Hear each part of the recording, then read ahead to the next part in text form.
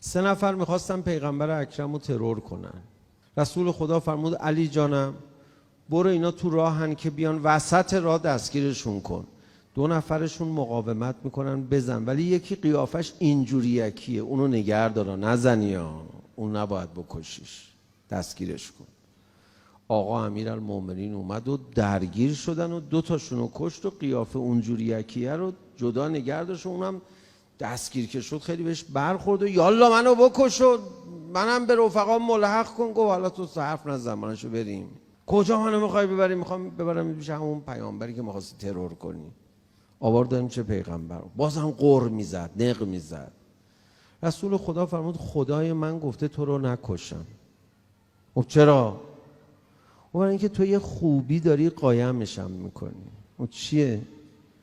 گفت تو به فقرا کمک میکنی، به یتیما کمک میکنی، اینو برای تظاهرش نمیکنی، تو سخاوت داری، تو اینو داری. او خدای شما خوشش میاد از این چیزا. ما ایمان آورد. یه خوبی قایم کن تو خودت.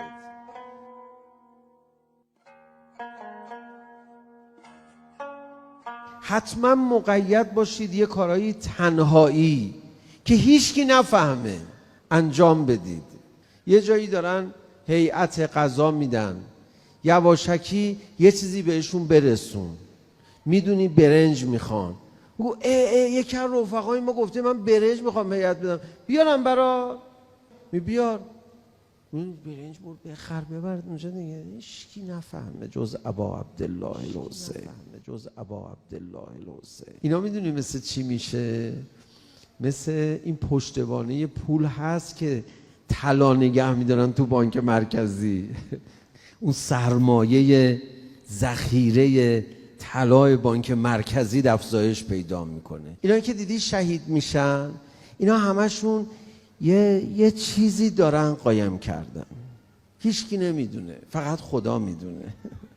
یه گروهی هستن از مخلصین روز قیامت میرن پرونده اعمالشون رو به اشتها باز میکنن، میبینن سفیده، پرینت نشده. میگن خدا این مشک اشکال داره، این پرینت نشده، چون اگه گناه کرده توبه کرده باید گزارشش بیاد.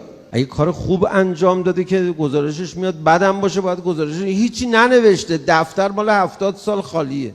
چجوری محاسبه کنیم؟ خدا میفرماید شما با اینا کار نداشته باشید.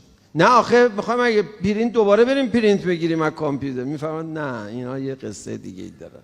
چیه قصه شون؟ خدایا میفرماید اینا دوست داشتن برای من فقط کار کنن، بعد کم کم حسشون به جایی رسید، احساس میکردن این ملائکی که این بالا نشستن میخوان کارهای خوبو بنویسن، اینا مزاحمن.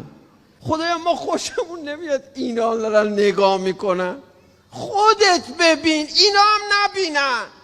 بابا تو دیگه کی هستی؟ خدا میفرماد اینا دوست نداشتن اونا هم ببینن، لذا من چشم اینا رو میگرفتم نمیذاشتم ببینن، اینا ندیدن بنویسن.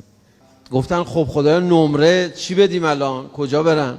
میفرماد ببخشید من تو دنیا اینا رو برای شما ملائکه معرفی نکردم، الان برای شما معرفی کنم. اینا خودم میبرمشون. خودم میبرمشون. این سیستمیه که خدا طراحی کرده، این ساختار عالمه، برای پرورش اخلاصه. حتما مقید باشید یه کارایی تنهایی که هیچکی نفهمه انجام بدید.